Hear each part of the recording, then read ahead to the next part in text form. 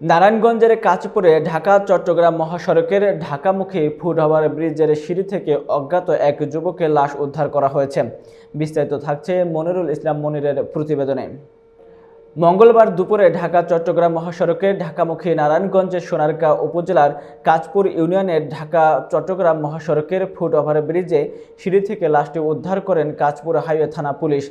এ বিষয়ে কাঁচপুর হাইওয়ে থানার ভারপ্রাপ্ত কর্মকর্তা কাজী ওয়াহিদ মোর্শেদ জানান, আজ মঙ্গলবার দুপুরে ঢাকা-চট্টগ্রাম মহাসড়কের ঢাকামুখী ফুট ওভার ব্রিজের সিঁড়িতে লাশটি দেখে পথচারীরা কাঁচপুর হাইওয়ে পুলিশকে খবর দেয়। পরে ঘটনাস্থলে গিয়ে লাশ উদ্ধার করে সোনারগাঁ থানা পুলিশের কাছে হস্তান্তর করা হয়েছে।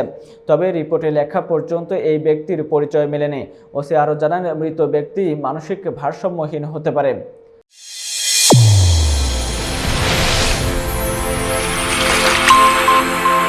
চ্যানেল A1 হৃদয়ের স্পন্দন।